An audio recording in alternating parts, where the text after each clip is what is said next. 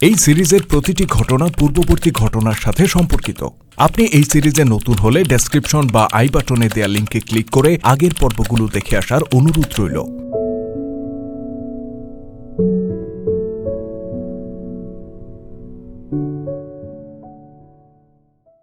ইসলামের সমর নীতির উদ্দেশ্য ছিল দেশে দেশে আল্লাহর হুকুম প্রতিষ্ঠা করে জমিনে শান্তি প্রতিষ্ঠা করা।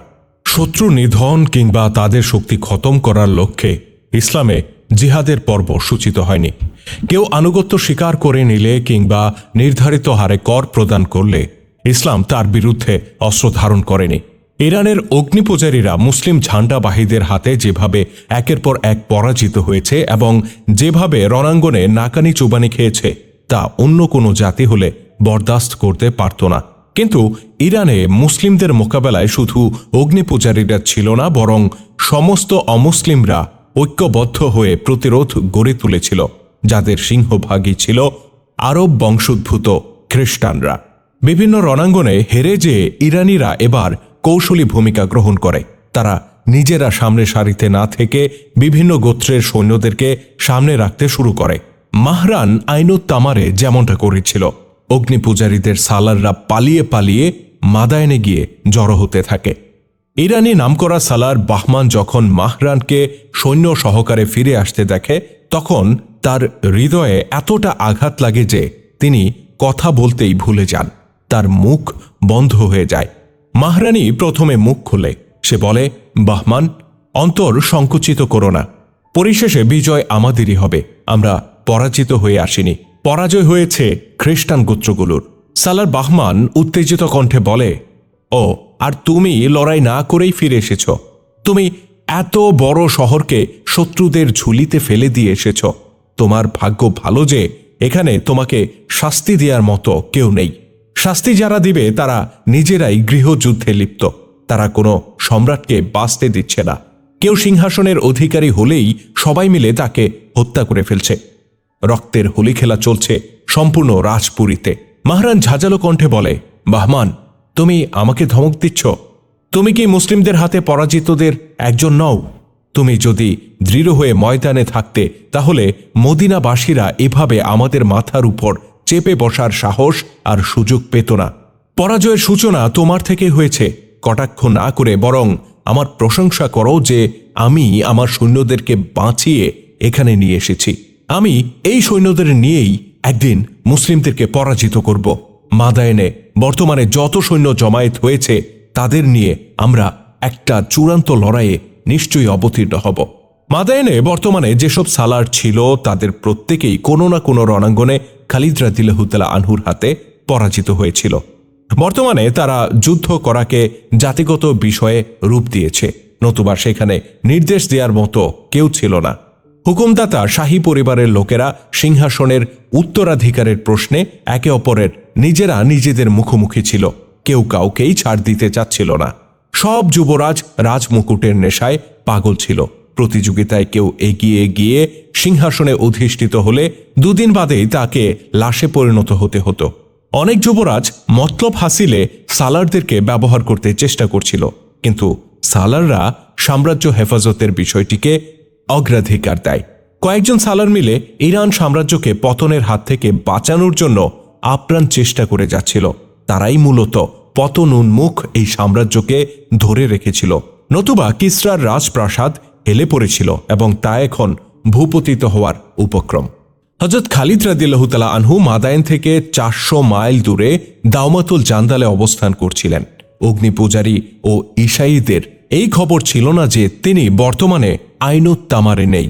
খালিদ রাদিয়াল্লাহু তাআলা আনহু হীরায় ফিরে যেতে চাচ্ছিলেন, কেননা বিজিত এলাকা হীরার ব্যবস্থাপনা উন্নত করা প্রয়োজন ছিল। দ্বিতীয়ত, মুজাহিদ বাহিনীর বিশ্রামেরও দরকার ছিল। তৃতীয়ত, সৈন্যদের নতুন করে ঢেলে সাজাবারও প্রয়োজন দেখা দিয়েছিল। একের পর এক যুদ্ধে ব্যস্ত থাকার কারণে এইসব দিকে মনোযোগ দেওয়ার সুযোগ তার হয়ে ওঠেনি।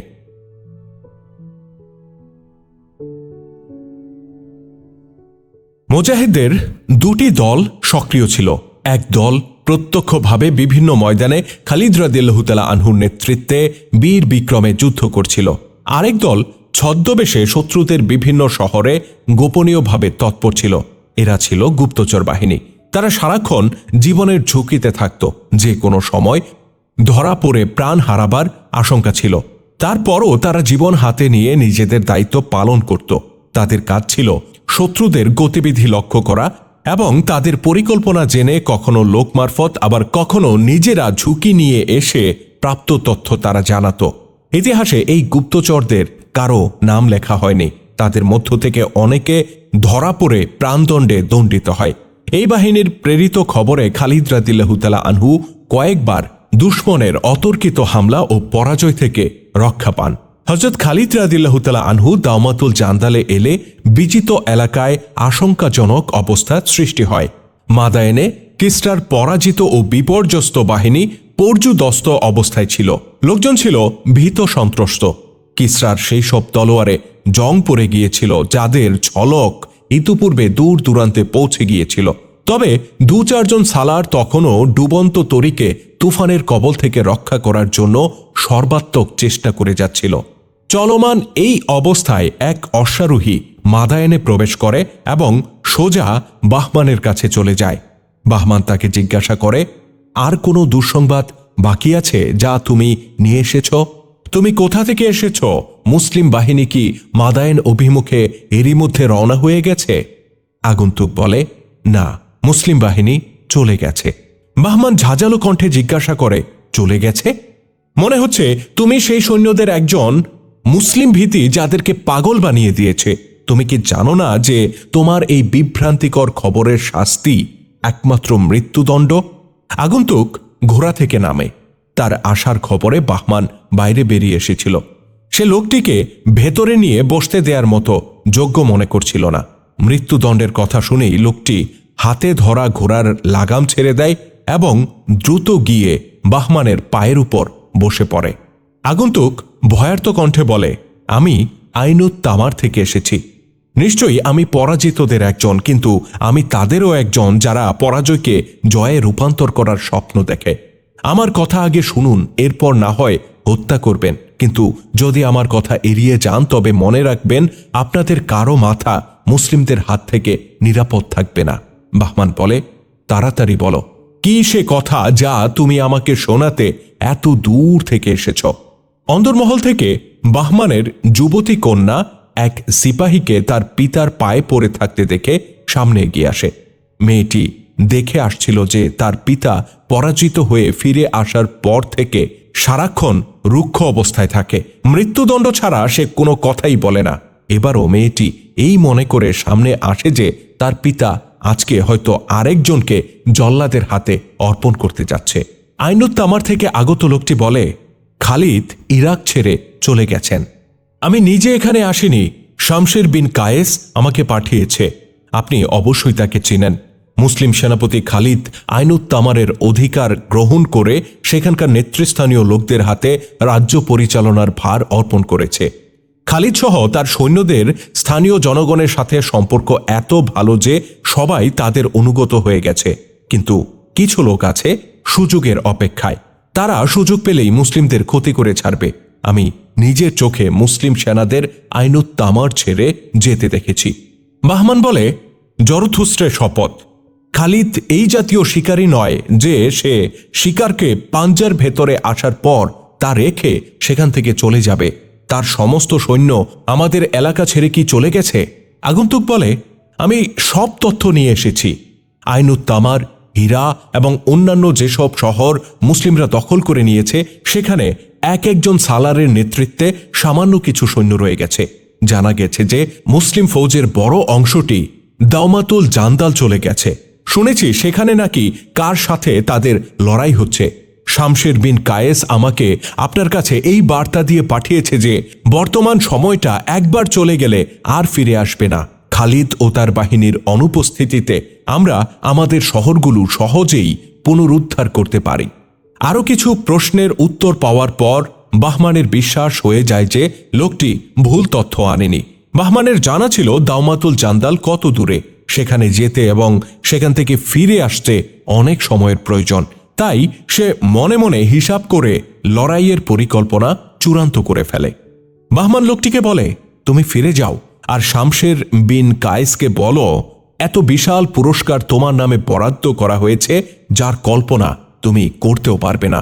এক ব্যক্তি তোমার সাথে সওদাগরের ছদ্মবেশে আসবে, তার সাথে তোমার বিস্তারিত কথা হবে।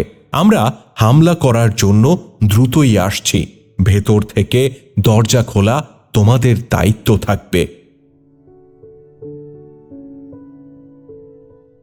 আইনুত তামারের লোকটি ফিরে গেলে বাহমানের মেয়ে তাকে জিজ্ঞাসা করে, কি হয়েছে আব্বাজি, মুসলিমরা কোথায় চলে গেছে?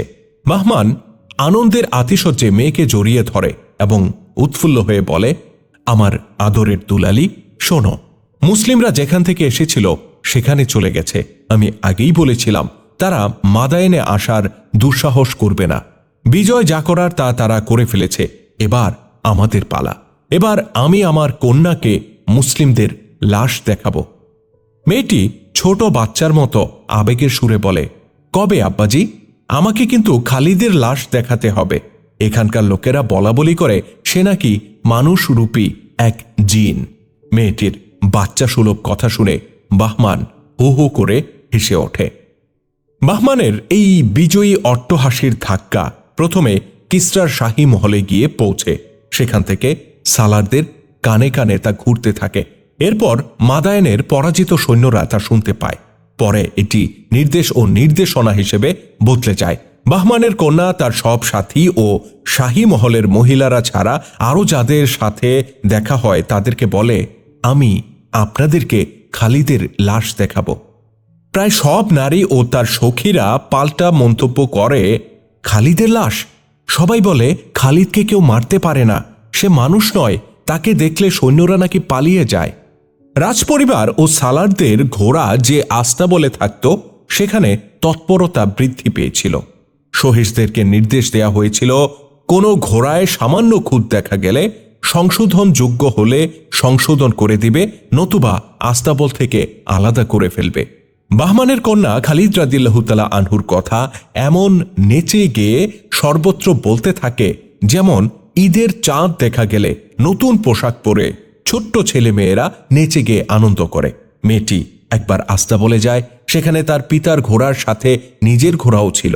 পিতা তাকে ঘোড়াটি উপহার স্বরূপ দিয়েছিল।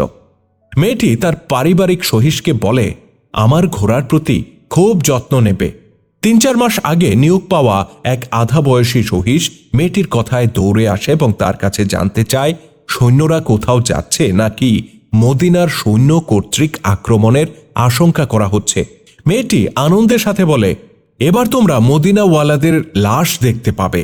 এ সময় অন্যান্য সহিসরাও মেয়েটির চারপাশে এসে জড়ো হয়। তারাও তাজা খবর শোনার জন্য উদ্গ্রীব ছিল। মেয়েটি ভক্তকুলের আগ্রহ দেখে সব কথা জানিয়ে বলে যে খালিদ অল্প কিছু সৈন্য রেখে বাকি সৈন্যদেরকে নিয়ে চলে গেছে। ইরাক ছেড়ে সে এখন অনেক দূরে। মেয়েটি সহিসদেরকে আরও জানায় যে এখন আমাদের সৈন্যরা প্রথমে আইনুত তামার এবং এরপর পর্যায়ক্রমে অন্যান্য শহরগুলো আক্রমণ করে হারানো শহরগুলো পুনরুদ্ধার করবে। যদি খালিদ আবার আসেও তবে তার জন্য পরাজয় আর মৃত্যু ছাড়া অন্য কিছুই লাভ হবে না। একজন আধাবয়স্ক সহিস প্রফুল্ল কণ্ঠে জিজ্ঞাসা করে, তাকে কি জীবিত ধরা হবে? বাহমানের কন্যা জবাবে বলে, জীবিত কিংবা মৃত, তাকে মাদায়েনে আনা হবে। জীবিত থাকলে তোমরা তার শিরোচ্ছেদের দৃশ্য অবশ্যই দেখতে পাবে। এই ঘটনার ৩-৪ দিন পর হঠাৎ করেই সেই আধা বয়স্ক সহিস লাপাত্তা হয়ে যায়। সবাই তাকে আরব মনে করত, হাসি খুশি এবং সদালাপি ছিল।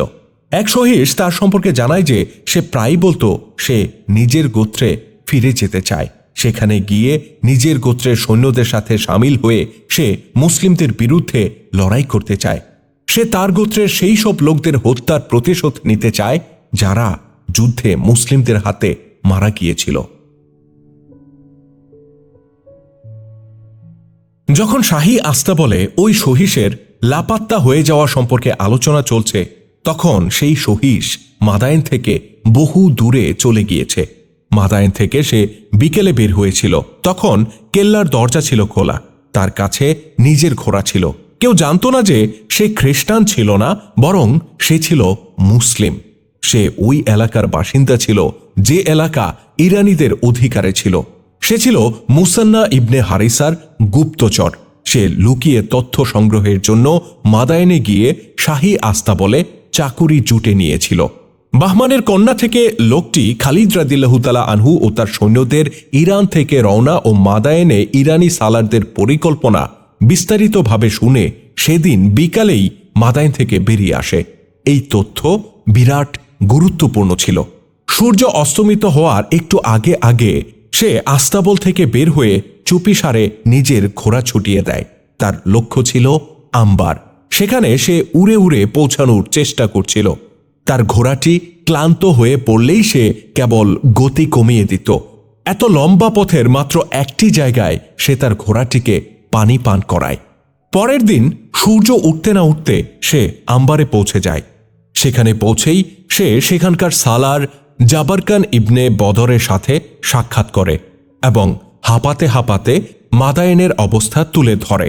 সে বলে, আমি সেদিনই আসতে পারতাম যেদিন আমি বাহমানের মেয়ের থেকে সংবাদটি পেয়েছিলাম, কিন্তু আমি সেখানে এটা জানার জন্য দেরি করি যে দুশমনরা কি প্রস্তুতি নিচ্ছে, তারা প্রথমে কোথায় আক্রমণ করতে চাচ্ছে। গুপ্তচরটির পরিচয় ইতিহাসে জনৈক গুপ্তচর হিসেবে উল্লেখ রয়েছে, আর কোনো পরিচয় উল্লেখ করা হয়নি। মদিনা বাহিনীর এক সালার জাবারকান ইবনে বদরকে সে যে বিস্তারিত তথ্য সরবরাহ করে তা ইতিহাসের একটি গুরুত্বপূর্ণ অংশ হয়ে রয়েছে। প্রায় সকল ঐতিহাসিক একথা লিখেছেন যে খালিদ রাদিয়াল্লাহু তাআলা আনহু যখন আয়াজ বিন গানামকে সাহায্য করতে আইনুত তামারের উদ্দেশ্যে রওনা হন, তখন আইনুত তামার থেকে একজন খ্রিস্টান আরব মাদায়েনে এই তথ্য পাঠিয়ে দেয় যে খালিদ ইরাক থেকে চলে গেছে। এই তথ্য থেকে মাদায়েনের অভিজ্ঞ সালার এই অভিমত পোষণ করে যে মুসলিমরা সিংহাসন, রাজমুকুট আর লুটতরাজ করার জন্য এসেছিল। বিজিত এলাকার অধিকার ধরে রাখতে তারা নামমাত্র সৈন্য রেখে গেছে। ক্ষুদ্র এই বাহিনীকে সামান্য একটু ধাওয়া দিলেই তারা পালিয়ে যাবে।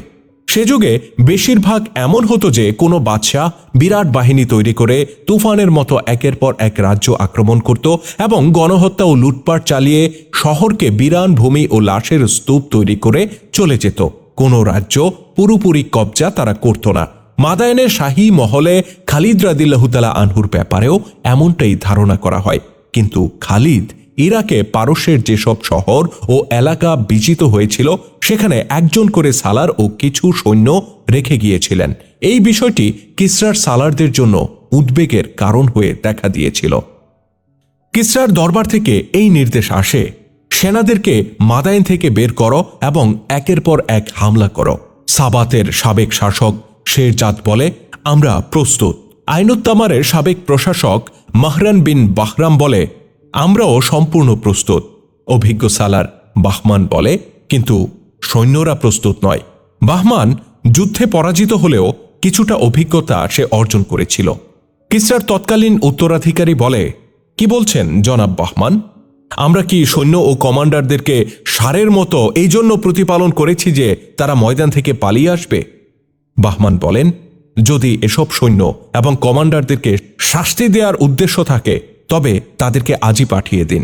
নিজের বাহিনীর অবস্থা আগে আমার মুখে শুনুন, তারপর সিদ্ধান্ত নিন। বাহমান নিজের বাহিনীর মানসিক অবস্থা যা বর্ণনা করেন তা তৎকালীন ঐতিহাসিক ও সমর বিশেষজ্ঞদের ভাষায় এমন যে পারস্য সেনাবাহিনীর পুরনো ও অভিজ্ঞ সদস্যরা বিপুল পরিমাণে বিভিন্ন যুদ্ধে মুসলিমদের হাতে নিহত হয়েছে। অনেকে শারীরিকভাবে অক্ষম এবং প্রতিবন্ধী হয়ে গেছে। বিপুল পরিমাণ সৈন্য এখন যুদ্ধবন্দী। যেসব সৈন্য এবং কমান্ডার সুস্থ ও জীবিত আছেন তারাও মানসিক দিক থেকে একেবারেই ভঙ্গুর অবস্থায় আছেন। মদিনা, খালিদ ইবনে ওয়ালিদ এবং মুসলমান, এই তিনটি শব্দ তাদের কাছে ত্রাসের কারণ হয়ে গেছে। তারা এখনও সেই ধাক্কা কাটিয়ে উঠতে পারেনি। সরাসরি রণাঙ্গনে গিয়ে যুদ্ধের মুখোমুখি হওয়ার মতো মানসিকতা এখনও তাদের তৈরি হয়নি। তাদের উৎসাহ উদ্দীপনায় চরম ভাটা পড়েছে। ঘোড়ার সংখ্যাও হ্রাস পেয়েছে। বাহমান দরবারে আরও জানান যে যেসব ঈসাই গোত্র তাদের সাথে একাত্ম হয়ে লড়াই করেছিল তাদের অবস্থাও প্রায় একই। মাহরান ইবনে বাহরাম তাদের আইনুত তামারে যে ধোঁকা দিয়েছে তাতে তারা পারসিকদের সাথে ঐক্যবদ্ধ হতে অস্বীকার করতে পারে। বাহমান বলেন, তারপরেও তাদেরকে মেলানোর চেষ্টা করতে হবে, কিন্তু ইরান বাহিনীতে হাজার হাজার সৈন্য ভর্তি করতে হবে। আমাদের বাহিনীতে নতুন রক্তের দরকার। আমরা নতুন সেনাদেরকে বলবো, মুসলিমরা তাদের সাম্রাজ্য, তাদের আত্মমর্যাদাবোধ এবং তাদের মাযহাবকে যুদ্ধের আহ্বান জানাচ্ছে। যদি তারা মুসলিমদের পৃথিবী থেকে বিলুপ্ত করতে না পারে, তাহলে তাদের উপর জরথুস্ত্রের গজব নাজিল হবে। তাদের যুবতী ও কুমারী নারীদের মুসলিমরা দাসী বানাবে। মাহরান ইবনে বাহরাম জিজ্ঞাসা করে, এত বেশি সৈন্যের প্রয়োজন কি? জানা তো গেছে যে প্রত্যেক জায়গায় মুসলিমরা নামমাত্র রয়ে গেছে, তাদের অধিকাংশ সৈন্যরাই ফিরে গেছে। শেরজাদ বলেন, প্রতিটি শহর এবং কেল্লায় আমাদের লোক আছে। বর্তমানে তারা মুসলিমদের কর্মচারী, কিন্তু তারা যখন জানতে পারবে যে ইরান বাহিনী শহর অবরোধ করেছে, তখন বাহমান শেরজাদের কথা পূর্ণ না হতেই বলে, তারা তখন ভেতর থেকে কেল্লার দরজা খুলে দেবে। তোমরা এই মিথ্যা আশ্বাসের উপর ভর করে যুদ্ধ করতে চাও? আমি বিশ্বস্ত সূত্রে জেনেছি মুসলিমরা বিজিত এলাকার লোকদের সাথে এত ভালো ব্যবহার করে যে তাদের সঙ্গে কেউ বিশ্বাসঘাতকতা করে না।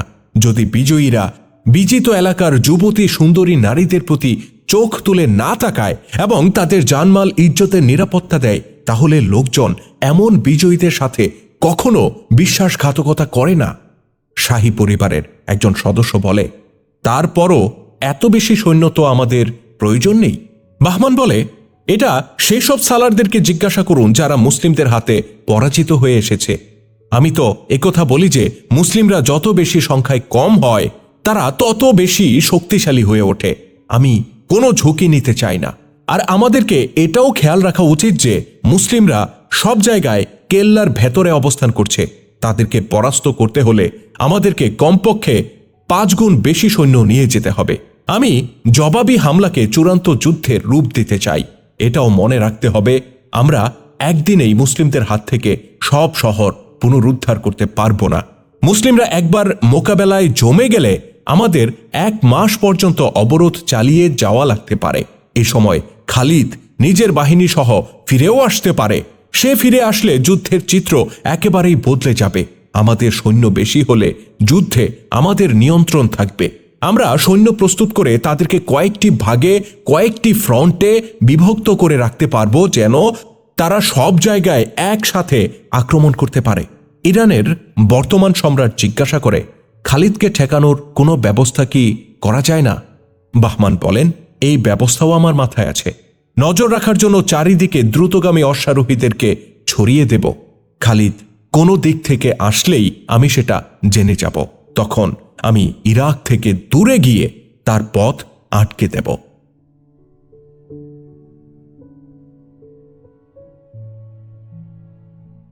বাহমানকে ব্যাপক ক্ষমতা দেয়া হয়। তিনি শিয় বাহিনীর সেই সব সৈন্যদেরকে বেশি গুরুত্ব দেন যারা মুসলিমদের বিরুদ্ধে বিভিন্ন ময়দানে লড়াই করেছিল। এর পাশাপাশি সৈন্য সংখ্যা বৃদ্ধি করতে নতুন সৈন্য ভর্তির ব্যবস্থা করা হয়। যুবকদের এমনভাবে উত্তেজিত করা হয় যে তারা নিজ নিজ হাতিয়ার ও ঘোড়া সহ সেনাবাহিনীতে যোগ দিতে থাকে। খ্রিস্টান গোত্র নেতাদের মাদায়েনে তলব করে বলা হয়, খালিদ নিজের বাহিনী নিয়ে ইরাক চলে গেছে। মুসলিমেও যেসব মুসলিম রয়ে গেছে তাদের এখনই খতম করতে হবে। যারা জীবন নিয়ে পালিয়ে যাবে তাদের দশাও এত করুণ করে দিতে হবে যেন তারা মরুভূমিতেই ধুকে ধুকে মারা যায়। বনু তাগাল্লুব গোত্রের একজন সালার ইরানি সালারকে বলে, আমার গোত্রের পক্ষ থেকে এই আশা নেই যে তারা আপনাদের হয়ে লড়াই করবে। আমরা আরেকবার ওই ধোঁকা খেতে চাই না যা একবার খেয়েছি। আইনুত তামার থেকে মাহরান বিন বাহরাম সমস্ত সৈন্য নিয়ে যদি পালিয়ে না আসতো, তাহলে মুসলিমরা ওই ময়দানেই শেষ হয়ে যেত। আমরা আমাদের মতো লড়াই করব। আমরা মুসলিমদের থেকে আমাদের নেতা আক্কাহ বিন আবি আক্কাহ এর হত্যার প্রতিশোধ অবশ্যই নেব। আমরা আপনাদের সাহায্য এবং সঙ্গ ছাড়াই মুসলিমদেরকে পরাস্ত করব। বাহমান ভ্রু কুঞ্চিত করে জিজ্ঞাসা করে, তোমরা তোমাদের মতো আলাদা লড়াই করবে? এর ফল কি এই হবে না যে মুসলিমরা আমাদের উভয় দলকে পৃথক পৃথকভাবে পরাজিত করবে? বনু তাগাল্লুবের ওই নেতা বলে, লড়াই আমরা আপনাদের সাথেই কাঁধে কাঁধ মিলিয়ে করব। বিবেক আমার নিয়ন্ত্রণেই আছে। মুসলিমরা আমাদের উভয়েরই দুশমন। আমরা আপনাদের সঙ্গে থাকব, কিন্তু আপনাদের উপর আমরা ভরসা করব না। খালিদের মস্তক আমাদের চাইই চাই। মাহরান ইবনে বাহরাম বলে, খালিদ এখানে নেই, সে চলে গেছে। খ্রিস্টান নেতা বলে, যেখানেই থাকুক না কেন, জীবিত তো আছে। আমরা প্রথমে তার ওই বাহিনীকে খতম করব যারা এখানে আছে, এরপর খালিদের পিছু নেব। অবশ্য তার পিছু নেওয়ার দরকার পড়বে না, কারণ সে নিজেই এখানে চলে আসবে। নিজের বাহিনীর সাহায্যে সে অবশ্যই আসবে, কিন্তু এখানে মৃত্যু তার অপেক্ষায় থাকবে। মুসলিম গুপ্তচরটি মাদায়েনে খ্রিস্টান বেশে শাহী আস্তাবলে চাকরি করছিল, ফলে সে খ্রিস্টানদের মধ্যে হারিয়ে গিয়েছিল। সে সালার জাবারকন বিন বদরকে জানায়, ইরানিদের তুলনায় খ্রিস্টান গোত্রগুলো খালিদ রাদিয়াল্লাহু তাআলা আনহুর বেশি দুশমনে পরিণত হয়েছে। এমনকি তারা ইরানি সালারদেরকে এটাও বলে দিয়েছে যে ইরানি বাহিনী পেছনে থাকবে আর খ্রিস্টান গোত্রগুলো সামনে থেকে মুসলিমদের উপর প্রথম আক্রমণ করবে। সালার জাবরকন ইবনে বদর মাদায়েনের এই রিপোর্ট শোনেন এবং তখনই 2 জন দূতকে তলব করেন। তিনি তাদেরকে বলেন, উৎকৃষ্ট জাতের 2টি ঘোড়া নিয়ে নেবে এবং উড়ে উড়ে দাওমাতুল জান্দালে চলে যাবে। জাবারকন তাদেরকে খালিদ রাদিয়াল্লাহু তাআলা আনহুর জন্য জবানি পয়গাম প্রদান করেন। তিনি দূতদেরকে আরও বলেন, সেনাপতি ইবনে ওয়ালিদকে একথাও বলবে, যতক্ষণ না পর্যন্ত আম্বারে শেষ মুসলিমের শ্বাস প্রশ্বাস চলবে ততক্ষণ পর্যন্ত দুশমনরা শহরে পা দিতে পারবে না। আপনি আসতে পারলে আমাদের জন্য সমস্যা হালকা হবে, আর না আসতে পারলে ওই আল্লাহ আমাদের সঙ্গে আছেন যার রসুলের বাণী আমরা বুকে ধারণ করে এই পর্যন্ত এসেছি। ইবনে ওয়ালিদকে আরও বলবে, দাওমাতুল জান্দালের অবস্থা যদি অনুকূলে থাকে তবেই আপনি আসবেন। পক্ষান্তরে আপনি যদি সেখানে সমস্যায় জর্জরিত থাকেন তাহলে আমাদেরকে আল্লাহর নামে সোপর্দ করবেন। আমরা সেইভাবেই লড়াই করব যেভাবে আপনার তলোয়ারের অধীনে লড়াই করেছি। দূতদেরকে বিদায় করে জাবারকন আরও কয়েকজন দূতকে তলব করেন। প্রত্যেককে তাদের গন্তব্য বলে দেন। দূতদেরকে নির্দিষ্ট শহরে যাওয়া এবং সেখানকার সালারদেরকে বলা দরকার ছিল যে খালিদ রাদিয়াল্লাহু তাআলা আনহুর অনুপস্থিতিতে দুশমনরা কি ফোন দিয়ে এঁটেছে, তারা হামলার পরিকল্পনা করেছে। বার্তায় জাবারকন এই কথাও বলেন যে তিনি দাওমাতুল জান্দালে দূত পাঠিয়ে দিয়েছেন। যদি সেখান থেকে সাহায্য না আসে তাহলে আমরা একে অপরকে সাহায্য করার চেষ্টা করব।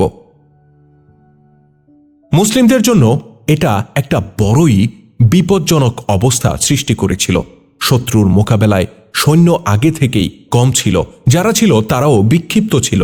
এ অবস্থায় শত্রুরা একই সময়ে মুসলিমদের অধিকারভুক্ত শহরগুলোতে একযোগে অবরোধ করলে তাদের পক্ষে একে অপরকে সাহায্য করা সম্ভব হতো না।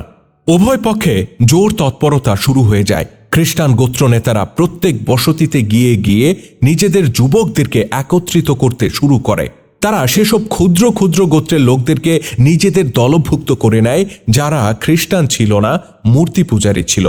খ্রিস্টান যুবতী নারীরাও বিভিন্ন বসতিতে যায় এবং নারীদেরকে মুসলিমদের বিরুদ্ধে এই বলে বলে উত্তেজিত করতে থাকে যে তারা যেন যুবক স্বামী, ভাই এবং পুত্রদেরকে যুদ্ধে পাঠিয়ে দেয়, নতুবা বসতির সমস্ত যুবতী নারীদেরকে মুসলিমরা ধরে নিয়ে গিয়ে দাসী বানাবে।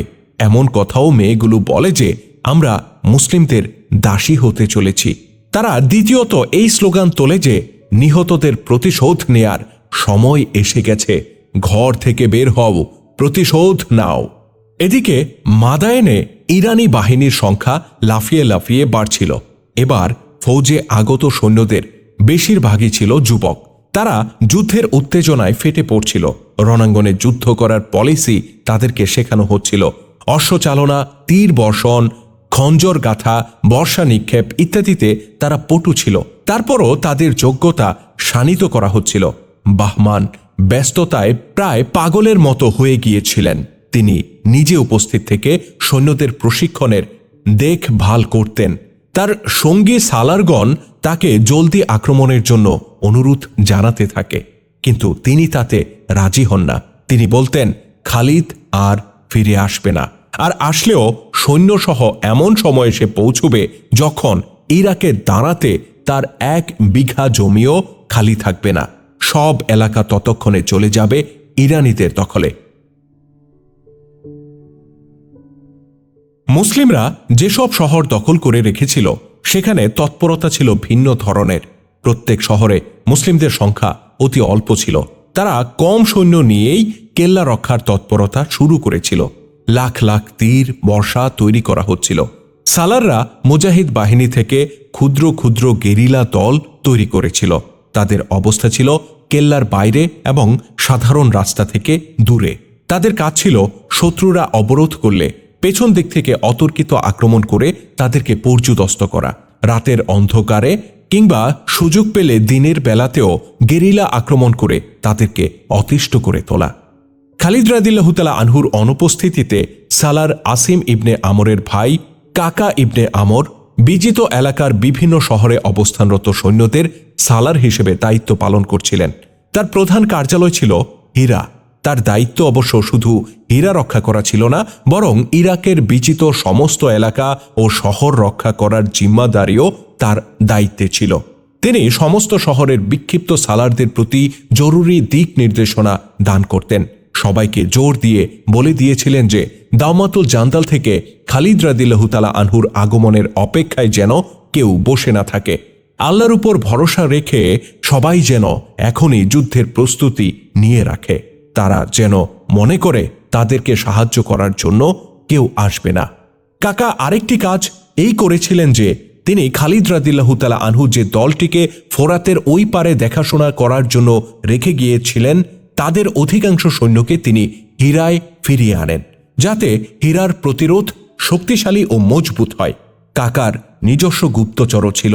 তাদের মাধ্যমে কাকা জানতে পারেন যে পারস্য বাহিনী কোথায় কোথায় জমা হবে। দুটি স্থানের নাম আসে, একটি হুসাইত এবং অপরটি খানাফিস।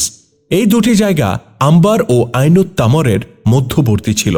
কাকা তার এক বাহিনীকে হুসাইত এবং অপর বাহিনীকে খানাফিসে এই কথা বলে পাঠান যে পারস্য বাহিনী সেখানে এলে তাদের উপর নজর রাখবে এবং ফৌজ সামনে অগ্রসর হলে তাদের উপর হালকা গেরিলা আক্রমণ করবে।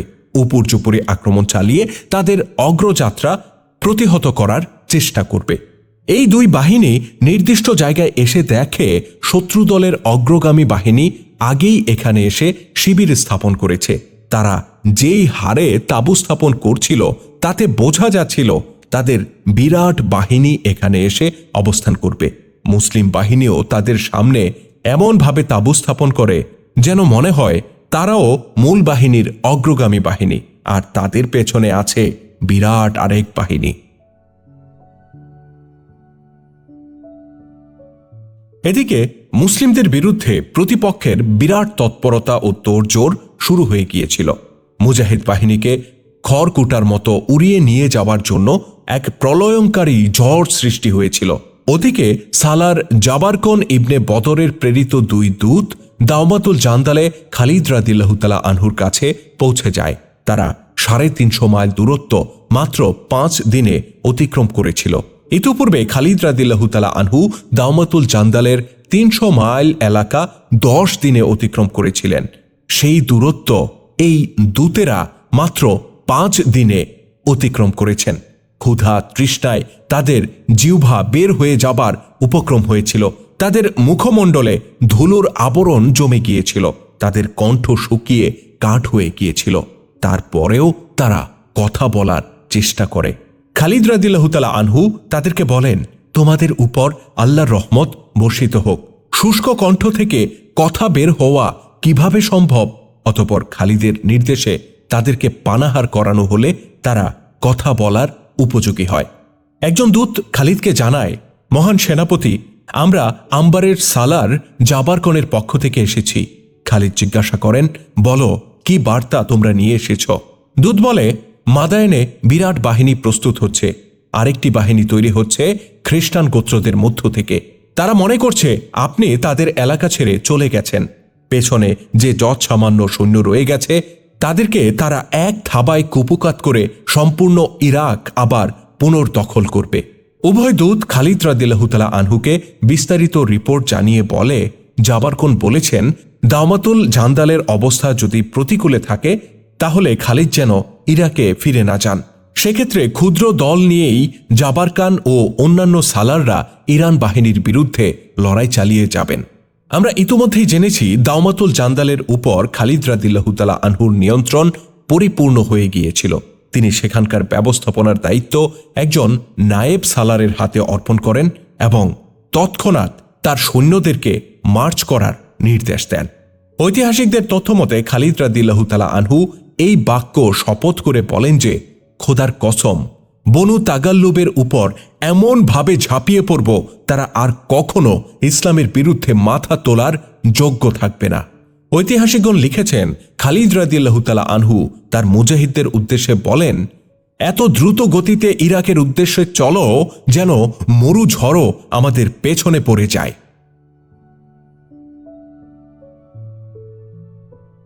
মুসলিমদের জন্য এটা ছিল একটা কঠিন পরীক্ষা। অগ্নি পূজারী এবং সত্য পূজারীদের মাঝে এটা ছিল একটা তীব্র প্রতিযোগিতা।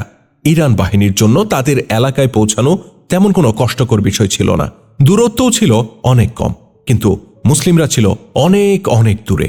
তাদের সামনে 300 মাইলের শুধু ব্যবধানই ছিল না, বরং রুক্ষ মরু প্রান্তর ছিল। টিলায় ভরা ছিল সম্পূর্ণ রাস্তা, বালুর সমুদ্র ছিল তাদের চলার পথে, পানির সংকট ছিল তীব্র। বড় সমস্যা হলো তাদের হাতে সময় কম হওয়ায় চলার গতি স্লথ করার উপায় ছিল না। অসম্ভবকে সম্ভবে পরিণত করা ছিল তাদের জন্য প্রধান চ্যালেঞ্জ। আকাশে সূর্য মুসলিম বাহিনীর পথ চলা দেখতে থাকে। রাত্রির আকাশের চন্দ্র তারকারও তাদেরকে চলতে দেখে। মরুঝড় তাদের গতি রুখতে পারে না। ঝড়, পিপাসা, ক্ষুধা শরীরকে অকেজো করে দেয়। মরুভূমির প্রচণ্ড গরমে তাদের দেহ মরে যাবার কথা ছিল, কিন্তু খালিদ রাদিয়াল্লাহু তাআলা আনহুর বাহিনী শরীরের কথা ভুলে যায়। তাদের ঈমানী শক্তির কারিশমা এই ছিল যে তারা শরীরের দাবি আর প্রয়োজনীয়তার কথা ভুলে নিজেদের মধ্যে ঈমানী শক্তি সৃষ্টি করে নিয়েছিল। তাদের জবানে আল্লাহর নাম ছিল আর অন্তরে ঈমান ছিল পর্বতসম। নিজেদের আওয়াজ তাদের মধ্যে এক অপার্থিব শক্তি তৈরি করেছিল, যে শক্তির বলে তারা সকল চড়াই উতরাই নিমিষে পার হচ্ছিলেন। রণসঙ্গীত পাঠকারীরা সৈন্যদের মধ্যখানে ওটের উপর আরোহী ছিল। মাঝখানে থাকার কারণে তাদের সুরধ্বনি সামনে পেছনে সব জায়গায় শোনা যাচ্ছিল। রণসঙ্গীতের তালে তালে সৈন্যদের পা উঠছিল আর নামছিল, তবে এই তাল ছিল বড়ই দ্রুত গতির। কিছু দূর চলার পর রণসঙ্গীতের মূর্ছনা থেমে যেত, শুনশান নীরবতা নেমে আসত পুরো বাহিনীর মধ্যে। এ সময় সৈন্যরা কালেমায়ে তয়্যিবা পাঠ করতেন। হাজারো সৈন্যের সমস্বর আওয়াজ একটা আওয়াজে পরিণত হতো। পরে এই ধ্বনি গুঞ্জরণে পরিণত হতো। অবস্থা দৃষ্টে মনে হতো মরুভূমি আর মরুটিলার উপর এক অপার্থিব অবস্থা সৃষ্টি হয়েছে। ইসলামের প্রেমিকরা নিজেরা নিজেদের আওয়াজেই বিমোহিত হয়ে ছুটে চলছিল। তাদের লক্ষ্য ছিল সেই ইরাক, যেখানে খ্রিস্টান গোত্রের সেনারা আর অগ্নিপূজারী ইরানিরা তাদের জন্য ওপেন চ্যালেঞ্জ ছুড়ে দিয়েছিল। যে চ্যালেঞ্জের জবাব দেয়া ছিল মুসলিমদের জন্য ইরাকে এই পর্যন্ত প্রাপ্ত সমস্ত বিজয়ের অস্তিত্ব রক্ষার প্রশ্ন।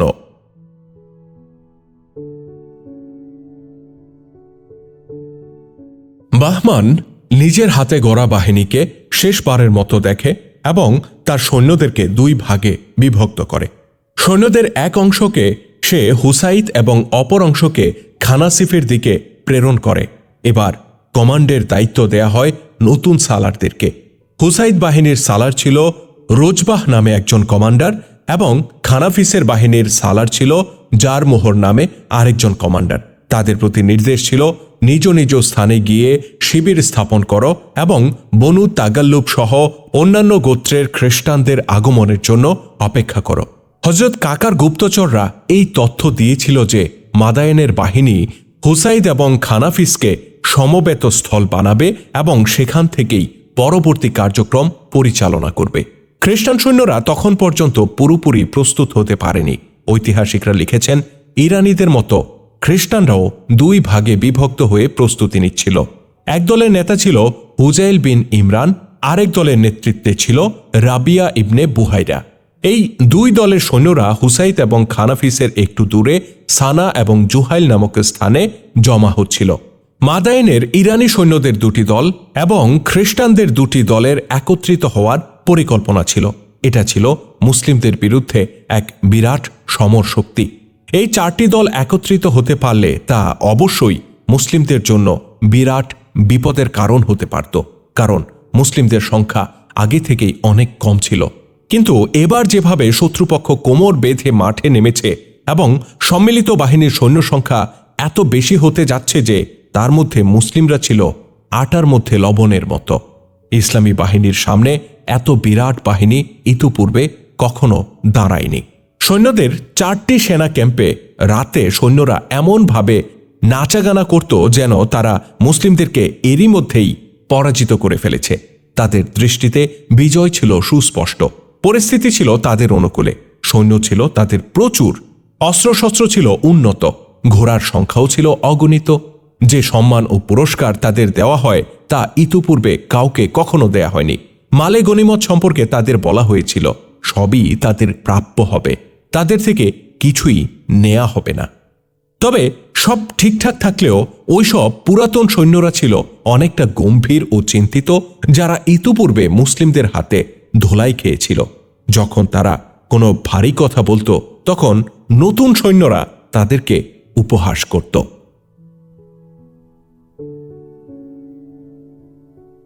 প্রতিদিনের মতো এক রাতে ইরান বাহিনী নাচাগানা আর মদ্যপান নিয়ে ব্যস্ত ছিল।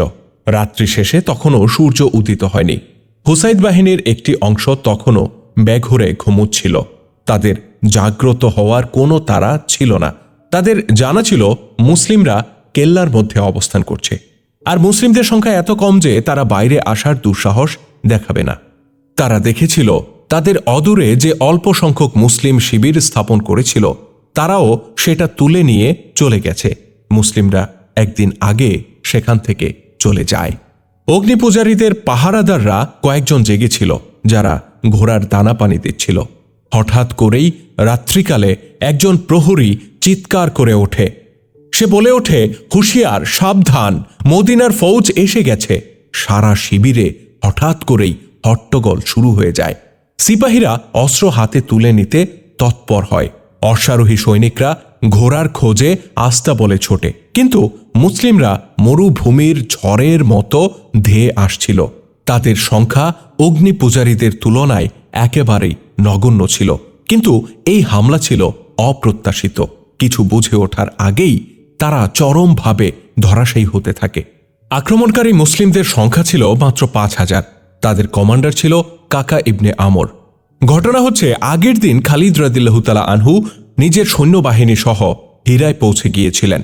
তিনি এখানে এসে বিশ্রাম না নিয়েই উদ্ভূত পরিস্থিতি পর্যবেক্ষণ করেন। তিনি বিকেলে হুসাইদ এবং খানাফিস থেকে সেই দুটি ক্ষুদ্র বাহিনীকে প্রত্যাহার করে নেন, যাদেরকে ইতিপূর্বে কাকা ইবনে আমর নিযুক্ত করেছিলেন।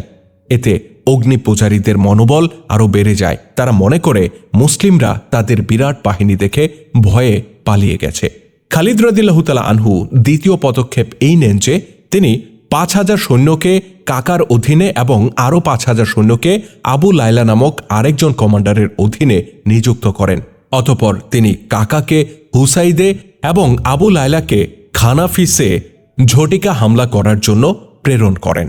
খালিদ রাদিয়াল্লাহু তাআলা আনহু এই দুই সালারকে লক্ষ্য করে বলেন, তোমাদের প্রতি আল্লাহর রহমত বর্ষিত হোক। তোমরা উভয়েই আগামী প্রভাত থেকেই একই সময়ে নিজ নিজ প্রতিপক্ষের উপর আক্রমণ চালাবে। যেহেতু খানাফিস হুসাইদের তুলনায় একটু দূরে, সুতরাং আবু লাইলা তোমাকে অবশ্যই দ্রুত গতিতে এগিয়ে যেতে হবে। তোমরা কি বুঝতে পারছো কেন একই সময়ে দুই দলের উপর আক্রমণ করতে হবে? কাকা ইবনে আমর জবাবে বলেন, যেন তারা একে অপরের সাহায্যে এগিয়ে যেতে না পারে। ইবনে ওয়ালিদ, আপনার এই পরিকল্পনা আমরা ব্যর্থ হতে দেব না। খালিদ রাদিয়াল্লাহু তাআলা আনহু বলেন, জয় পরাজয় তো আল্লাহর হাতে। তোমাদের সাথে মাত্র ৫,০০০ করে অশ্বারোহী ও পদাতিক রয়েছে। সৈন্য সংখ্যার দিকে তাকালে এটাই বলতে হয় যে এবার মুখোমুখি লড়াই হবে না, বরং গেরিলা ধরনের আক্রমণ হবে। বিশাল এক বাহিনীর বিরুদ্ধে এরকম মুষ্টিমেয় কিছু সৈন্যের হামলা গেরিলা স্টাইলেই হয়ে থাকে। সময় খুব কম, বন্ধুরা, রওনা হয়ে যাও, আমি তোমাদেরকে আল্লাহর হাতে সোপর্দ করছি।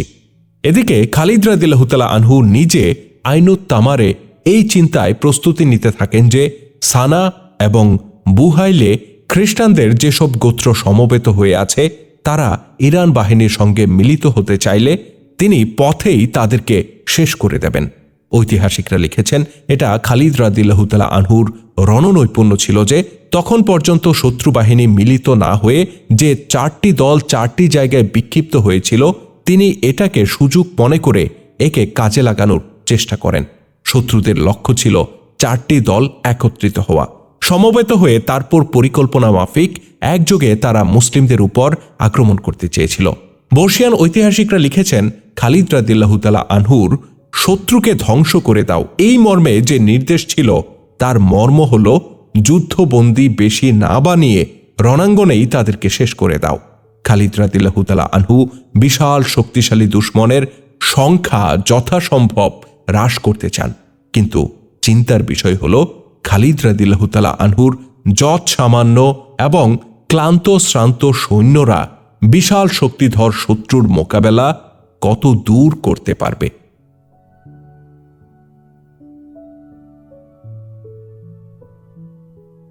কমান্ডার কাকা ইবনে আমর ঠিক সময়ে আক্রমণ স্থলে পৌঁছে যান। শত্রুদের জন্য তার হামলা একেবারেই অপ্রত্যাশিত ছিল।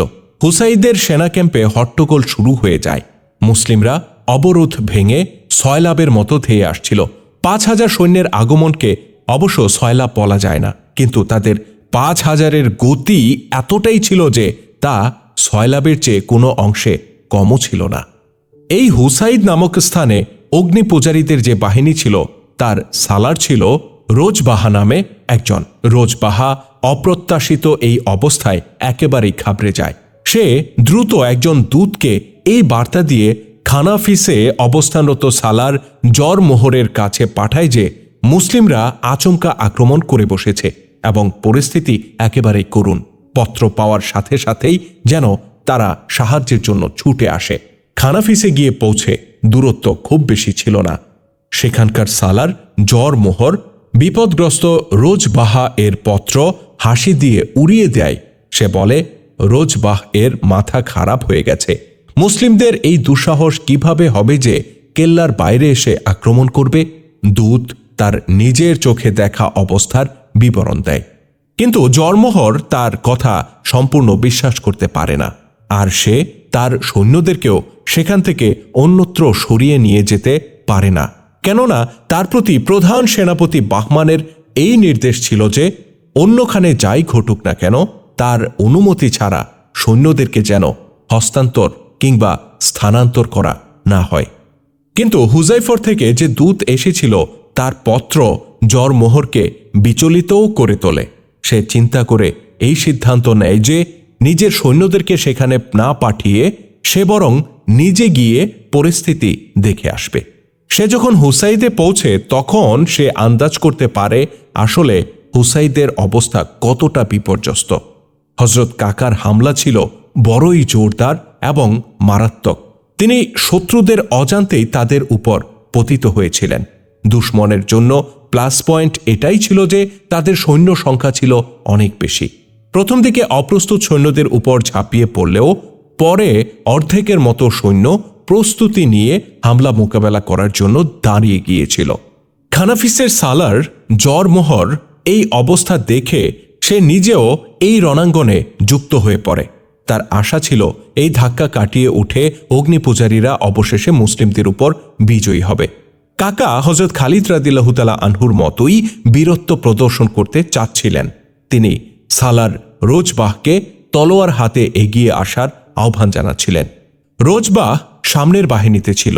বারবার আহ্বানে সে একসময় সামনে আসতে বাধ্য হয়। কাকাও তার বাহিনীকে পেছনে রেখে সামনে এগিয়ে আসেন। উভয়ে একে অপরের উপর আক্রমণ চালায়। আক্রমণ প্রতিহত করে প্রান্ত ও চাল পরিবর্তন করে তারা লড়াই করছিল। কিছুক্ষণ পরেই কাকার তলোয়ার রোজবাহকে হত্যা করে। এদিকে জরমোহর কাছেই ছিল। কোনো ঐতিহাসিক ওই মুসলিম কমান্ডারের নাম লিখেননি যিনি জরমোহরকে দেখে যুদ্ধে লিপ্ত হওয়ার আহ্বান জানিয়েছিলেন। জরমোহর মোকাবেলা করার জন্য সামনে আসে। কিছুক্ষণ লড়াই হয়। এরপর জরমোহরের ওই অবস্থাই হয় যা রোজবাহার হয়েছিল। পার্থক্য শুধু এই যে জরমোহর আঘাত খেয়ে রক্তে রঞ্জিত হয়ে ঘোড়া থেকে পড়ে মারা গিয়েছিল। মাদায়েনের বাহিনীতে ওইসব কমান্ডার এবং সিপাহীরা ছিল যারা পূর্বেও মুসলিমদের হাতে মার খেয়েছিল এবং তাদের বীর বিক্রমে যুদ্ধ করতে দেখেছিল। নিজেদের পরাজয় সম্বন্ধে তাদের পূর্ণ বিশ্বাস ছিল। তাদের মনোবল এবং প্রেরণায় বিন্দু মাত্র প্রাণ ছিল না। তারা তলোয়ারে কাটা পড়ছিল অথবা ময়দান থেকে পলায়নের চেষ্টা করছিল।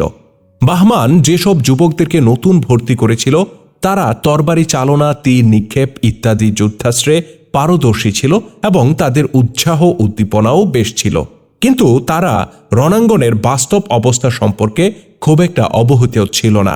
এই প্রথমবারের মতো তারা যুদ্ধ করতে এসেছিল। মুসলিমদেরকেও তারা এই প্রথমবারই লড়াই করতে দেখে। তারা জবাই করা মুরগির মতো লাফানো এবং পিপাসায় ছাতি ফেটে মরে যাবার মতো দৃশ্য ইতিপূর্বে কখনো দেখেনি। আহত ঘোড়ার পাগলা ছুট এবং আহত সৈন্যদের দলিত মথিত করাও তারা এর আগে কখনো দেখেনি। রণাঙ্গনে এই যে এত হতাহত আর এত রক্ত, এটা দেখে এই নতুন আগত সিপাহীদের একেবারে প্রাণ আটকে ওঠে। হাজার হাজার সিপাহীকে চোখের সামনে আহত ও আর্তনাদ করতে দেখে এবং তাদেরকে পলায়ন করতে দেখে তাদের মনোবল একেবারেই ভেঙে পড়ে। তলোয়ার ও বর্ষাধারী হাত শিথিল হয়ে যায়। অগ্নিপূজারী বাহিনীর মনোবল আগেই ভেঙে গিয়েছিল। তারা যখন গগন বিদারী দুটি নারাধ্বনি শোনে তখন তাদের পিলে চমকে যায়। তারা যুদ্ধ বাদ দিয়ে পলায়নের পথ খুঁজতে থাকে। কোনো একজন মুসলিম আওয়াজ করে ওঠে যে খোদার কসম, জরথুস্ত্র পূজারীদের উভয় সালার মারা গেছে। এই ঘোষণা সাথে সাথে চারিদিকে রটে যায়। ইরান বাহিনীর লোকেরাও চিৎকার দিয়ে বলতে থাকে, আমাদের 2 কমান্ডারই মারা গেছে। এরপর পুরো রণাঙ্গন জুড়ে এই আওয়াজ ওঠে যে খালিদ বিন ওয়ালিদ এসে গেছে, খালিদ বিন ওয়ালিদ তার সৈন্যদেরকে নিয়ে এসে গেছে। এই আওয়াজ মাদায়েনের সৈন্যদের শেষ শক্তিটুকু নিশ্চিহ্ন করে দেয়। সেনারা এক এক করে পালাতে শুরু করে। পলায়নকারীদের গতি ছিল খানাফিসের দিকে, যেখানে মাদায়েনের আরেকটি বাহিনী তাঁবু স্থাপন করে অপেক্ষা করছিল।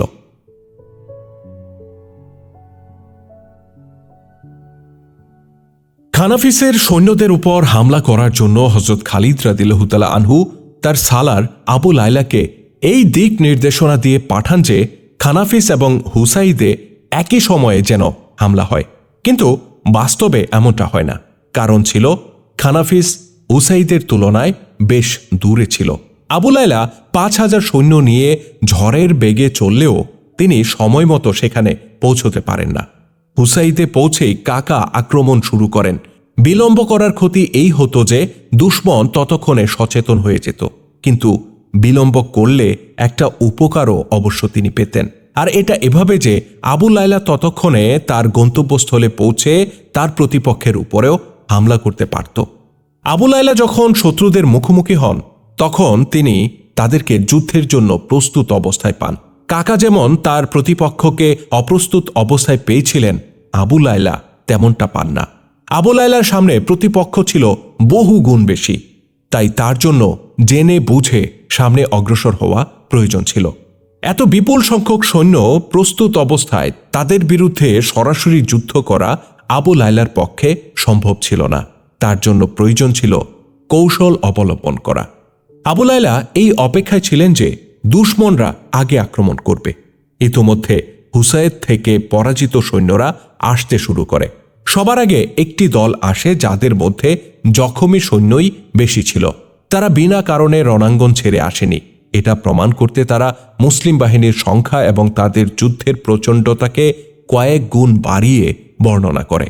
তারা সেখানে এমন একটা ত্রাস সৃষ্টি করে যে খানাফিসের সৈন্যদের মনোবল বিনা যুদ্ধেই ভেঙে পড়ে। পালিয়ে আসা সৈন্যরা এই খবর শোনায় যে হযরত খালিদ নিজের সৈন্য নিয়ে এসে পড়েছেন।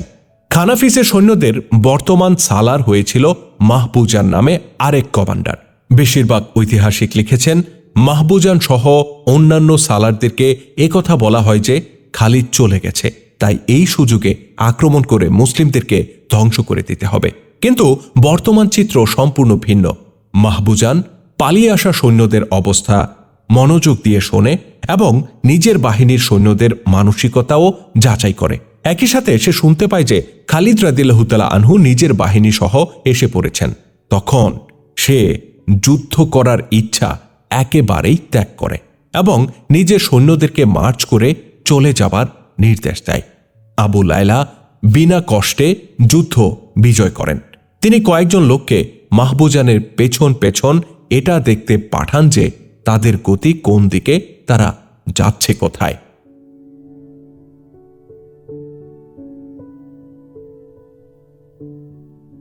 খালিদ রাদিয়াল্লাহু তাআলা আনহু হামলার রাতও নির্ধারণ করে দিয়েছিলেন। তবে প্রথমে মাজিহের অনতি দূরে 3টি বাহিনী জমা হওয়ার পরিকল্পনা করা হয়। 3টি দলই সেখানে রাতের বেলায় সমবেত হবে। মাজিহতে সৈন্যদের সংখ্যা কত ছিল তা নিয়ে ঐতিহাসিকদের মাঝে মতভেদ দেখা যায়।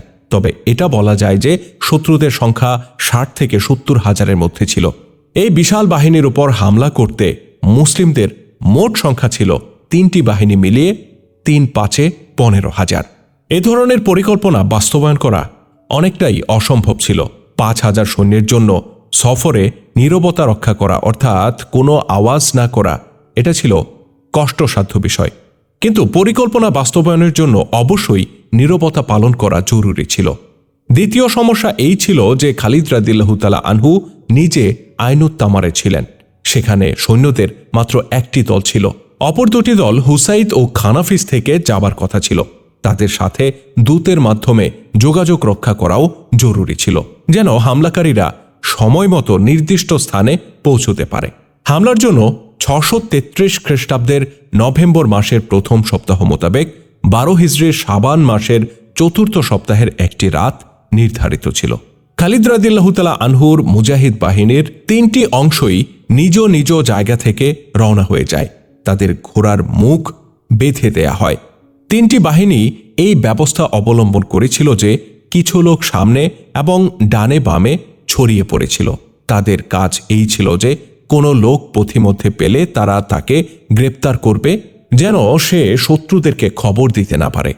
দুশমন সচেতন হয়ে গেলে মুসলিমদের পক্ষে সফলতা অর্জন করা কঠিন হয়ে পড়ত। রাতে রওনা দিয়ে 3টি বাহিনী রাতের বেলায় লক্ষ্যে পৌঁছতে পারে না। দিনের বেলায় তাই সৈন্যদেরকে লুকিয়ে রাখা হয়। পর্যবেক্ষণকারীরা দূর দূরান্তে ছড়িয়ে ছিটিয়ে ছিল। হযরত খালিদ রাদিয়াল্লাহু তাআলা আনহু শত্রুদের অবস্থান স্থল অর্থাৎ মাজিহ পর্যন্ত পাঠিয়েছিলেন। তারা শত্রুদের গতিবিধি সম্পর্কে তথ্য পাঠাচ্ছিল। তাদের শেষ তথ্য এই ছিল যে শত্রুদের মাঝে এখনও এমন কিছু দেখা যাচ্ছে না যার দ্বারা বোঝা যায় যে তারা কোনো বাহিনীর বিরুদ্ধে যুদ্ধ করতে যাচ্ছে। ঐতিহাসিকরা লিখেছেন, শত্রু বাহিনী তাদের সর্বাধিনায়ক বাহমানের পরবর্তী নির্দেশের অপেক্ষায় ছিল। খালিদ রাদিয়াল্লাহু তাআলা আনহু এসে পড়ার কারণে তাদের মধ্যে পরিস্থিতি বদলে গিয়েছিল। পট পরিবর্তনের কারণে তাদের পরিকল্পনাতেও পরিবর্তন আসা অপরিহার্য ছিল। খালিদ রাদিয়াল্লাহু তাআলা আনহু ছিলেন আইনুত তামারে। আগেই তিনি জানতে পেরেছিলেন হুসাইদে অবস্থানকারী অগ্নিপূজারী সৈন্যরা পালিয়ে গেছে। আবু লায়লার প্রেরিত দূত খালিদকে এই সংবাদ জানায় যে খানাফিসের সৈন্যরা যুদ্ধ না করেই পালিয়ে গেছে। তারা সবাই মাজিহ নামক স্থানে গিয়ে খ্রিস্টানদের সাথে মিলিত হয়েছে। সেখানে উপস্থিত সৈন্যদের কমান্ডার ছিল হুজাইল বিন ইমরান। বিভিন্ন রণক্ষেত্রের পলায়নপর শত্রুদের জমা হওয়ার মাধ্যমে মাজিহতে বিশাল একটি বাহিনীর সমাগম হয়। খালিদ রাদিয়াল্লাহু তাআলা আনহু এই সংবাদে চিন্তায় পড়ে যান। তিনি অগ্নিপূজারীদের প্রধান কেন্দ্রস্থল মাদায়েনে হামলা করতে পারতেন। মাদায়েন ছিল ইরান বাহিনীর সমর শক্তির মূল কেন্দ্র। খালিদ চিন্তা করছিলেন যে তিনি ইরানিদের এই মূল শক্তিতে আঘাত হানতে পারেন কিনা। প্রখ্যাত ঐতিহাসিক তাবারি লিখেছেন, হযরত খালিদ সালারদের সাথে এ বিষয়ে পরামর্শ করেন। পরামর্শের পর এই সিদ্ধান্ত হয় যে প্রথমে মাজিহ এর ফয়সালা করা হবে। হযরত খালিদ রাদিয়াল্লাহু তাআলা আনহু যুদ্ধের যে পরিকল্পনা পেশ করেন তা ছিল এমন যে দুশমনের উপর 3 দিক থেকে হামলা করতে হবে। হামলার জায়গা পর্যন্ত এত নীরবে যেতে হবে যে দুশমনরা যেন টেরই না পায়। খালিদ রাদিয়াল্লাহু তাআলা আনহু সৈন্যদেরকে 3টি দলে ভাগ করেন। প্রতিটি অংশে কমপক্ষে 5,000 অশ্বারোহী ও পদাতিক সৈন্য ছিল। এই 3টি দল এক জায়গায় নয়, বরং দূর দূরান্তে বিভিন্ন জায়গায় ছিল। হুসায়ত, খানাফিস এবং আইনুত তামর, এই 3 জায়গা থেকে 3টি দলের মাজিহ নামক একটি স্থানে পৌঁছানোর কথা হয়।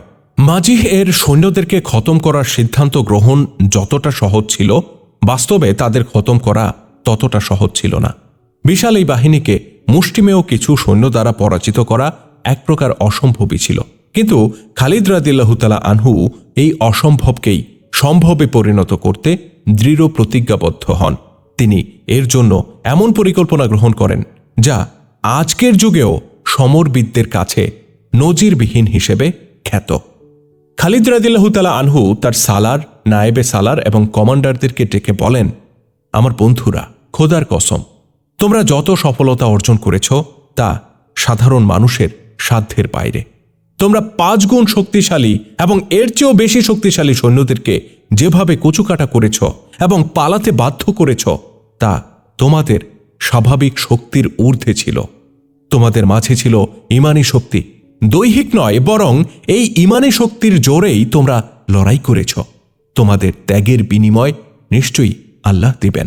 এবার আমি তোমাদেরকে এক কঠিন পরীক্ষায় অবতীর্ণ করছি।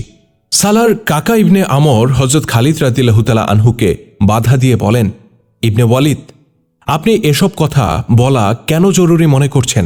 কাবা ঘরের মালিকের কসম, আমরা ওই আল্লাহর নির্দেশে লড়াই করছি যিনি আপনাকে আমাদের নেতা বানিয়েছেন।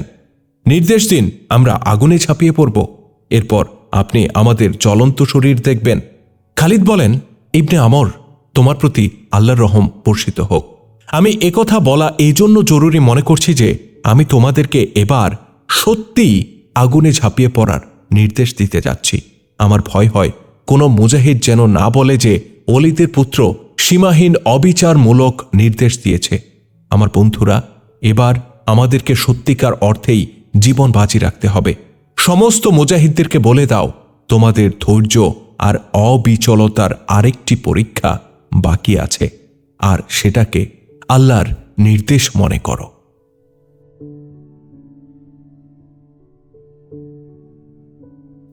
সে রাতেও মাজিহ ক্যাম্পে শত্রু বাহিনী গভীর ঘুমে আচ্ছন্ন ছিল। যে রাতে খালিদ রাদিয়াল্লাহু তাআলা আনহুর 3টি দল পরিকল্পনা মোতাবেক মাজিহ এর সন্নিকটে সম্পূর্ণ নীরবতার সাথে গিয়ে পৌঁছেছিল এবং নিজেদের মধ্যে মিলিত হয়েছিল। কোনো কোনো ঐতিহাসিক এটাকে সম্পূর্ণ মোজেজা বলেছেন। অনেকের মতে এটা ছিল খালিদ রাদিয়াল্লাহু তাআলা আনহুর প্রদত্ত প্রশিক্ষণ এবং তার উদ্ভাবিত নিয়মানুবর্তিতার ফসল। মধ্যরাতের কিছুটা সময় পর শত্রুদের উপর গজব নেমে আসে। সম্পূর্ণ বাহিনী ছিল ঘুমন্ত। মুজাহিদরা জায়গায় জায়গায় আগুন লাগিয়ে দেয়, যার আলোয় লক্ষ্যবস্তু চেনা সহজ হয়ে যায়। মাদায়েনের ইরানি সৈন্য এবং খ্রিস্টান বাহিনীর সৈন্যরা নিজেদেরকে সামলানোর এবং প্রস্তুতি নেয়ার সুযোগ পায় না। মুসলিমরা চারিদিকে নারাধ্বনি দিচ্ছিল। আহতদের আর্তচিৎকার ত্রাসের মাত্রা আরও বাড়িয়ে দিয়েছিল, যা শত্রুদের মনোবল চুরমার করে দেয়। শত্রুদের ঘোড়া যেখানে বাধা ছিল সেখানেই বাধা থাকে। অশ্বারোহীরা ঘোড়ার কাছে যেতেই সেখানেই ভূপাতিত হচ্ছিল। মুসলিমরা রাতের অন্ধকারের কারণে লাভবান হচ্ছিল, আর এই অন্ধকার অবশ্য দুশমনদেরকেও বেশ লাভবান করে। কিভাবে? কিছু অগ্নিপূজারী এবং খ্রিস্টান জীবিত পালিয়ে যায়। তাদের ক্যাম্প 1.5-2 মাইল এলাকা জুড়ে ছিল। হামলা চালানো হয় 3 দিক থেকে। রাতভর চলে এই মারাত্মক হামলা। রাত পেরিয়ে সকাল হলে দেখা যায় দুশমনের বিশাল ক্যাম্পের কোথাও একজন সৈন্য জীবিত নেই। জিন্দা রয়েছে কেবল তারাই যারা মুসলিমদের ফাঁদ পেরিয়ে বের হয়ে যেতে পেরেছিল। অবস্থা ছিল খুবই শোচনীয়। যতদূর চোখ যায় শুধু লাশ আর লাশ। এক লাশের উপর হুমড়ি খেয়ে পড়েছিল অপর লাশ। আহতরা ছটফট করে বেহুশ হয়ে পড়ছিল। মৃত্যু আর রক্তের গন্ধে বাতাস ভারী হয়ে পড়েছিল। সালারদের তাঁবু চেক করা হয়। সেখানে মূল্যবান সামগ্রী পড়েছিল। মদের পেয়ালা সাজানো ছিল। প্রত্যেকটি জিনিস এমনভাবে পড়েছিল মনে হচ্ছিল তাঁবুর অধিকারী সবেমাত্র চলে গেছে, আবার এখনই ফিরে আসবে। কোনো সালারের নাম গন্ধ পাওয়া যায় না। তারা জীবিত পালিয়েছিল। এখানের সৈন্যদের নেতা ছিল রাবিয়া বিন বুজায়ের। গনিমতের মাল হিসেবে মুসলিমরা সবচেয়ে দামি হিসেবে যা পায় তা হল হাজার হাজার ঘোড়া, যা তারা জিন সহ লাভ করে।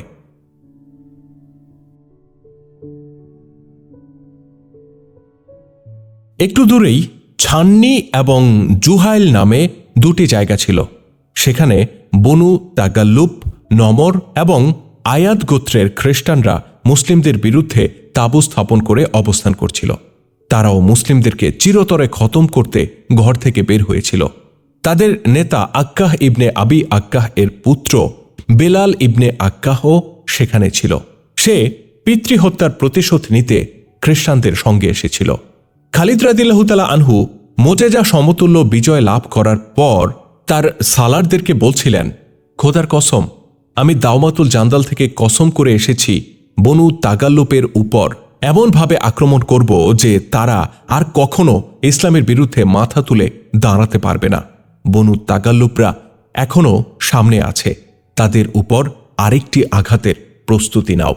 মাঝি বসতি, যেখানে মুসলিমরা এরই মধ্যে গেরিলা হামলা চালিয়ে খ্রিস্টান ও ইরানিদেরকে পর্যদস্ত করে দিয়েছে, সেটা ছিল মূলত একটা খ্রিস্টান অধ্যুষিত এলাকা। সেখানে 2 জন মুসলিমকেও ভুলবশত হত্যা করা হয়। তারা একসময় মদিনায় এসে ইসলাম কবুল করেছিলেন এবং ফিরে এসে নিজের বসতিতে বসবাস করতে থাকেন। মুজাহিদ বাহিনী তাদেরকে চিনতে না পেরে খ্রিস্টান মনে করে হত্যা করে। হযরত খালিদ রাদিয়াল্লাহু তাআলা আনহু বিশাল এই বিজয়ের কথা খলিফাতুর রাসূলুল্লাহ আবু বকর রাদিয়াল্লাহু তাআলা আনহুর কাছে দূত মারফত পাঠিয়ে দেন। বার্তায় এই তথ্যও ছিল যে ঈসাইদের এলাকায় 2 মুসলিম ভুলবশত মুজাহিদদের হাতে মারা গিয়েছেন।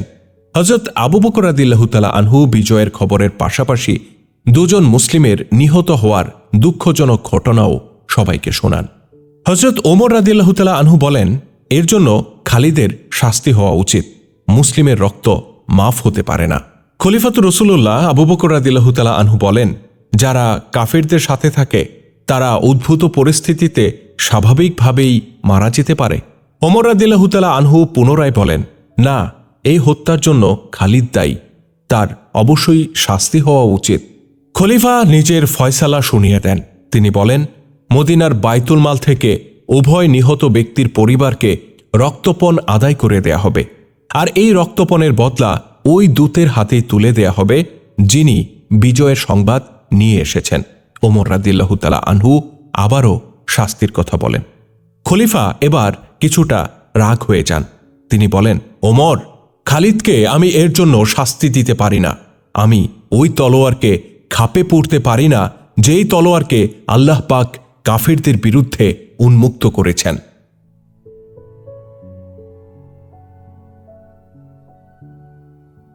মাজিহ রণাঙ্গনে মানুষের হাড় গোড় আর মাথার খুলি দূর দূরান্ত পর্যন্ত ইতস্তত বিক্ষিপ্তভাবে পড়েছিল। শকুন, মরুশিয়াল, সাপ ও অন্যান্য প্রাণী সেসব পড়ে থাকা হাড় থেকে গোশত বের করে ওদরপূর্তি করছিল। এটা ছিল ওই অগ্নিপূজারীদের হাড়গোড় যারা আরব, ইরাক এবং সিরিয়ায় ত্রাস সৃষ্টি করেছিল। ওইখানে ওইসব খ্রিস্টানদের হাড়গোড়ও ছিল যারা ইরানি বাহিনীর শক্তি বৃদ্ধি করার জন্য এসেছিল। খ্রিস্টানদের আরেকটি উদ্দেশ্য ছিল নিহত নেতাদের হত্যার বদলা নেয়া। তারা এটাকে ধর্মযুদ্ধ হিসেবে অভিহিত করেছিল। তারা ইসলামের প্রসারমান রাস্তায় প্রতিবন্ধক হিসেবে ছুটে এসেছিল। মদিনার মুজাহিদদের মনোবল, পলায়নপর দুশমন, রণাঙ্গনে তাদের হাতে আহত হয়ে ছটফট করা এবং সারি সারি লাশের বহর দেখে চাঙ্গা হচ্ছিল। কিন্তু তারাও মানুষ ছিল, আর মানুষ ভুল ভ্রান্তির শিকার হয়েই থাকে। মাথা গর্ব অহংকারে উঁচু করতেই পারে। খালিদ রাদিয়াল্লাহু তাআলা আনহুর মনের মধ্যে এই আশঙ্কা ছিল। তিনি কাফেরদের উপর ত্রাস সৃষ্টি করে তাদের মানসিকভাবে দুর্বল করে দিয়েছিলেন।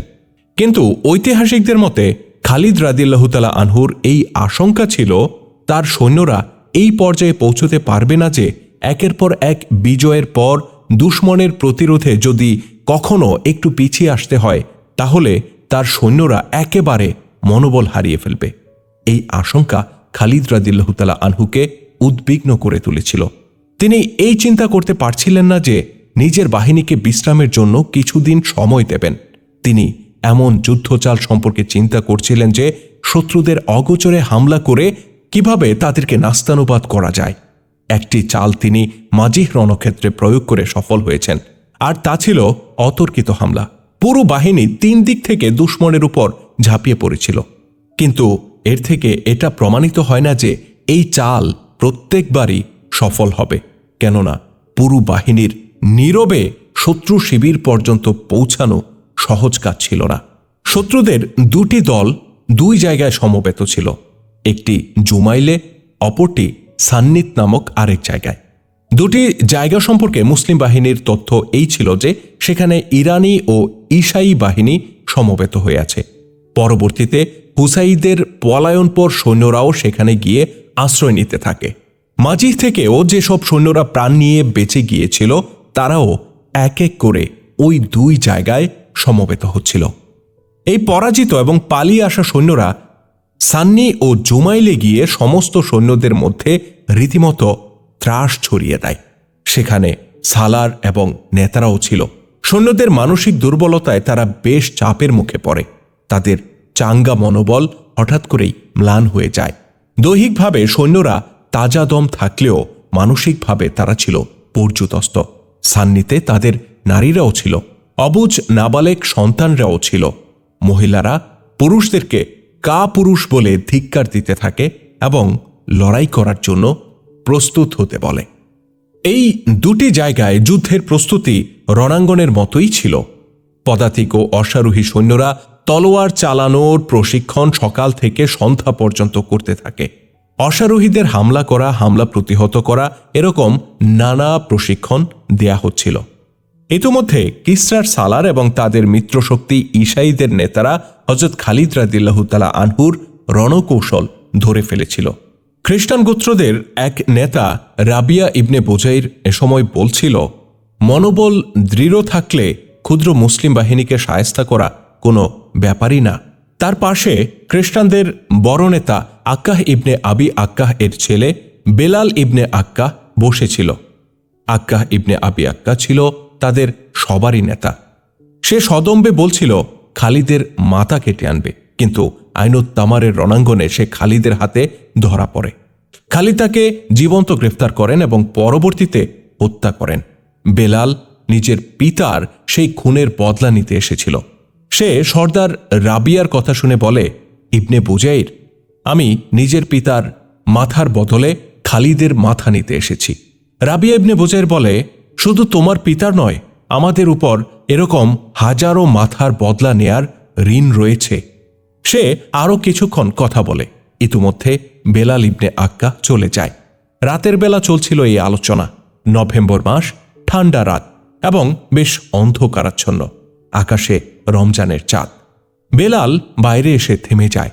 সে তার সেনা ক্যাম্প থেকে কিছুটা দূরে ছিল। একদিক থেকে সে কাউকে এগিয়ে আসতে দেখে। নতুন চাঁদের আলোতে চলমান একটি ছায়া সক্রিয় ছিল। ছায়াটি বেলালের দিকে আসছিল। নিকটে এলে দেখা যায় এটা কোনো পুরুষের নয়, বরং একজন মহিলার ছায়া।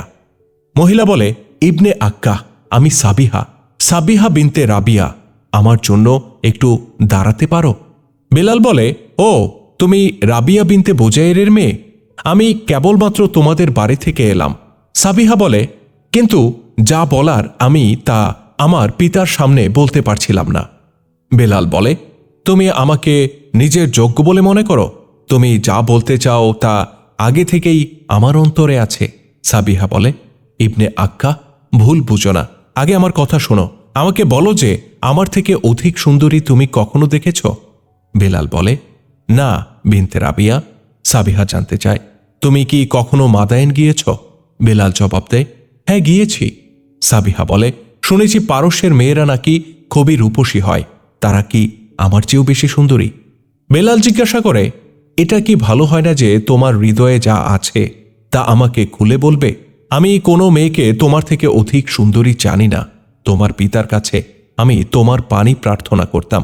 আমার জানা ছিল না যে তোমার অন্তর আগে থেকেই আমার প্রতি মহাব্বতে ভরপুর। সাবিহা বলে, মহাব্বত তো এখনো সৃষ্টি হয়নি। আমি অন্য কাউকে চাই, তাও আজ থেকে নয়, সেদিন থেকে চাই যেদিন থেকে আমি অনুভব করেছিলাম যে আমি বড় হওয়া শুরু করেছি। বেলাল হঠাৎ করেই বিষণ্ণ হয়ে পড়ে। সে বলে, তাহলে তুমি আমাকে কি বলতে এসেছ? সাবিহা বলে, একথা বলতে যে আমি তাকে আমার যোগ্য মনে করা ছেড়ে দিয়েছি। পুরুষের শক্তি শুধু মহিলার দেহের উপর খাটানোর জন্য নয়, সে খুবই শক্তিমান এবং সুন্দর। সে যখন ঘোড়ায় চেপে বসে তখন আমার আরও ভালো লাগে। বেলাল উৎসুক হয়ে জানতে চায়, তাহলে তার কি হয়েছে? সাবিহা বলে, সে কাপুরুষতার পরিচয় দিয়েছে। সে যুদ্ধ থেকে পালিয়ে এসেছে। 2 বার সে কিছু দূর গিয়ে ফিরে আসে। আমার সন্দেহ লাগে যে সে লড়াই না করেই পালিয়ে এসেছে। সে আমার নিকট এসেছিল। আমি তাকে বলে দিয়েছি সে যেন আমাকে ভুলে যায়। আমি কোনো কাপুরুষের স্ত্রী হতে পারি না। সে বিষয়টি আমার পিতাকে বলে দিয়েছে। আমার পিতা এই কথা শুনে আমাকে বলেছে, তুমি তারই স্ত্রী হতে যাচ্ছ। আমিও আমার পিতাকে জানিয়ে দিয়েছি যে রণাঙ্গন থেকে পালিয়ে আসা কোনো পুরুষের স্ত্রী আমি হব না। আমি পিতাকে একথাও বলেছি যে আমাকে যদি তার স্ত্রী বানান তাহলে আমার লাশ তার ঘরে যাবে। বেলাল জিজ্ঞাসা করে, তবে কি তুমি আমার বীরত্বের পরীক্ষা চাও? সাবিহা বলে, হ্যাঁ, আর তোমার এই বীরত্বের পুরস্কার হবে আমার এই সুন্দর দেহ। এত সুন্দর দেহ তুমি আর কোথায় পাবে? বেলাল বলে, নিশ্চয়ই কোথাও পাব না। তবে আমি একটি কাজের ওয়াদা করব না। আমাদের নেতৃবৃন্দ এবং গোত্রীয় নওযুবকেরা এই ঘোষণা দিয়ে মুসলিমদের বিরুদ্ধে লড়তে যায় যে মুসলিমদের সালার খালিদ বিন ওয়ালিদের মাথা কেটে আনবে, অথচ পরে তারাই আগে মারা যায় অথবা পলায়ন করে।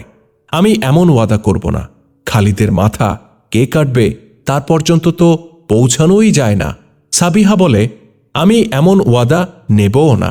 আমি তোমার মুখ থেকে নয়, বরং অন্যদের মুখ থেকে শুনতে চাই যে তুমি সবার চেয়ে বেশি মুসলিমকে হত্যা করেছ এবং মুসলিমদের পরাজয়ে তোমার অবদান সবচেয়ে বেশি। আমি এই ওয়াদাও করছি, যদি তুমি মারা যাও তাহলেও আমি আর কারো স্ত্রী হব না। তোমার ভালোবাসা আর বীরত্ব স্মরণ করে আমি আমার বাকিটা জীবন কাটিয়ে দেব।